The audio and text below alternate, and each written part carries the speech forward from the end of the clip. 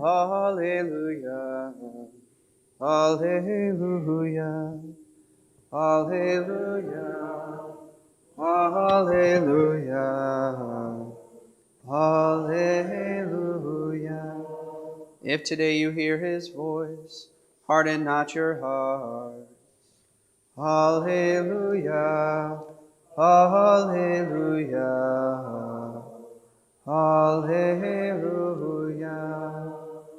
The Lord be with you. A reading from the Holy Gospel according to Luke. As Jesus drew near Jerusalem, he saw the city and wept over it, saying, "If this day you only knew what makes for peace, but now it is hidden from your eyes.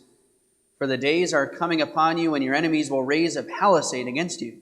They will encircle you and hem you in on all sides. They will smash you to the ground and your children with you. And they will not leave one stone upon another within you, because you did not recognize the time of your visitation." The Gospel of the Lord.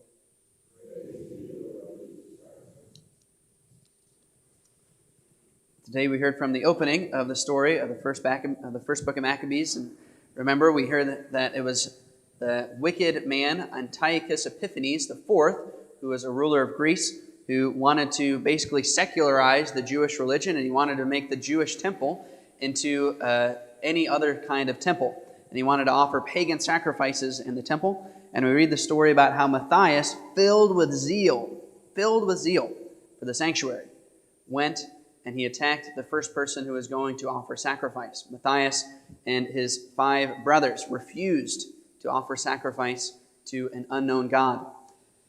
This was the beginning of a 3-year resistance that took place. And it's sort of miraculous that the Jewish army actually ended up defeating the Greek army. The Greeks were the dominant world power at the time, and the Jewish army was a small band of people, kind of like a faithful remnant who fled the city and initiated a war that lasted 3 years. It's very similar to what happened during the Crusades. It reminds me of that. It reminds me of the great man Pelayo, who was a Spaniard, who led the 750-year resistance against the onslaught of the Muslim armies. If you know the history of the Crusades, you know that the first few years of the Crusades, basically for the first 100 years, the Muslims didn't experience a major defeat. It wasn't until 832 when they got to the Battle of Tours in France where they were finally defeated and turned back. And the Spaniards, in the midst of this, they basically had their whole country taken over, and they're the only country in world history that has ever permanently taken their country back from Muslim forces. And it was started by a man named Pelayo. The odds seemed so hopeless for Pelayo and his men that literally the archbishop of the city begged Pelayo to surrender. But he refused to surrender, and he fled to the mountains. And that's basically where the initial resistance took place. They lived in the mountains for many years, actually so much so that Pelayo's son supposedly was attacked by bears, and that's how he actually died. But it's a reminder to us that oftentimes, as Catholics and as Christians, our first call is to resist. It's to resist. We as Catholics are supposed to be nonconformists, especially in our age today, in our age that is more and more secular.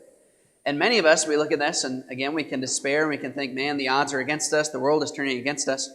I think it's actually very exciting. It's very exciting to be a nonconformist. It's very exciting to be a member of the resistance. So many people in our age strive to be original and unique. They try to express themselves. They try to stand out from the crowd.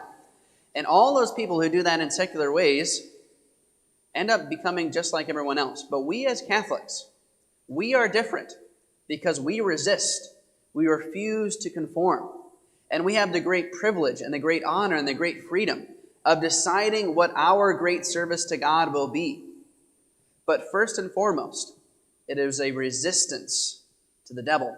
It is a resistance to the lies of our modern age. And it is a resistance to the call to simply conform and be like everyone else. We are called to be members of the resistance and really, ultimately, the last rebellion that is left in our culture. I think it's very exciting.